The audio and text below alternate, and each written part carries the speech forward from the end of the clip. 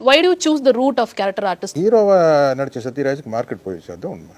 இவ்வளவு பச்சையான விஷயம் தானே. டூயட் பாடி போர் அடிச்சிருச்சு, அதனால தான் இதுக்கு வந்து அதெல்லாம் அந்த வெங்காயம் எல்லாம் டூப்பு. நம்ம அஜித், விஜய், சூர்யா, கார்த்தி, தனுஷ், சிம்பு இந்த மாதிரி எல்லாம் ஒரு பஞ்ச் வருது. இதுக்கு மத்தியில் என்னால் வந்து தம் பிடிக்க முடியல. உண்மையிலேயே நான் ஹீரோவாக நடிச்ச ஒரு படங்க வந்து ஒரு கடைசி ஒரு 10 வருஷத்தில் வந்து சரியாக போகல, சரியாக பிஸ்னஸ் ஆகலை. அப்படியே கீழே பிஸ்னஸ் கீழே வந்தது. கீழே பிஸ்னஸ் வரையில் என்னை நல்ல சம்பளத்துக்கு கேரக்டர் ரோல் கேட்குறாங்க.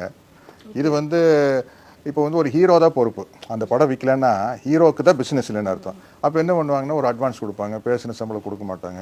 ரிலீஸ் அன்னைக்கு சார் பப்ளிசிட்டி காசுன்னு கொடுத்த காசை வாங்கிட்டு போயிடுவாங்க. எதுக்குடா இப்படி ஹீரோவாக நடிக்கிறத விட பேசாமல் கேரக்டர் ரோலுக்கு போய்க்கலாம், இவ்வளோ பேர் கேட்குறாங்க.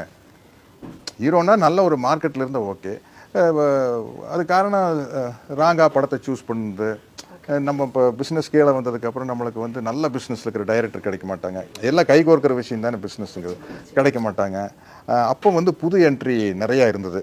ஹீரோவா வந்து தம் பிடிக்க முடியல. 2008 அப்படியே இந்த பக்கம் வந்துட்டு இல்லை, அது வந்து ஒரு ஸ்டோரி ஹீரோவா. ஸ்டோரி இப்போ வந்து அதுதான் இது வந்து ஒரு லீடு தான், ஸ்டோரி ஹீரோ.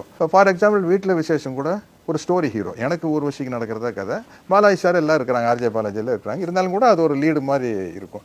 அந்த மாதிரி இப்போ ஒரு தெலுங்கு படம் கூட பண்ணிட்டு இருக்கிறேன். அடுத்ததா இது நடிகன் கவுண்டமணி அண்ணா, மனோரமா ஆச்சு.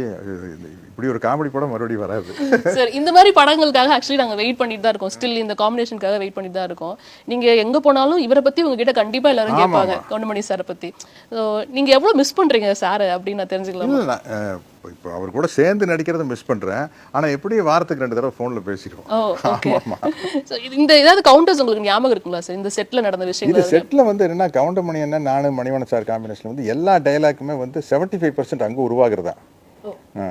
அதனால வந்து அவர்கிட்ட சொல்லாமையும் கூட பேசுவேன்.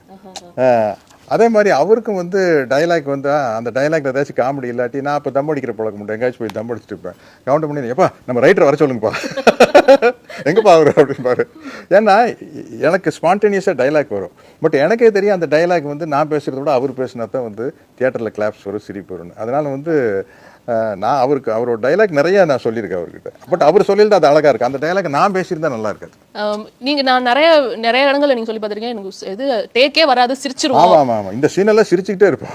நாங்க சிரிக்கிறத பார்த்து மனோரமா ஆச்சு சிரிச்சிருவாங்க. ஷூட்டிங் வேடிக்கை பார்க்கறதுக்கு சாரதா மேடம் வந்திருந்தாங்க. 3 டைம்ஸ் ஊர்வசி பட்டம் வாங்கினவங்க, பெரிய ஆர்டிஸ்ட். மிஸ்டர் பாரத்தில் எனக்கு பேரா நடிச்சிருப்பாங்க. தெலுங்கு, தமிழ் எல்லாம் மலையாளத்தில் லீட் ரோல்.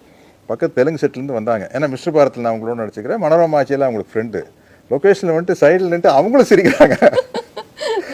நீங்க அதாவது அவர் சொன்ன கவுண்டர்லாம் நீங்க நிறைய இடங்கள்ல சொல்லிருக்கீங்க. நீங்க என்ன கவுண்டர் கொடுத்தீங்கங்கறது எங்களுக்கு தெரியவே தெரியாது. ஒருவேளை அவர் வந்தா தெரியும். நான் தான் அவருக்கு சொல்லுவேன். நான் அந்த குஷ்பு படியிலிருந்து இறங்கி வரையில அப்படி இப்படி பார்ப்பேன். இதுக்கு முன்னாடி இந்த பொண்ணு நீ பார்த்ததே இல்லை, அடங்க அப்பா உலக நடிப்படா சாமி. இது உலகத்துல கேப் மாதிரி முள்ள மாதிரி முடிச்ச கீழே தனித்தனியா பார்த்துக்கிற ஒட்டுமொத்தமா உன்னை தாண்டா சாமி பார்க்குற அப்படின்னு இந்த டைலாக் நான் அவர்கிட்ட சொல்றேன்.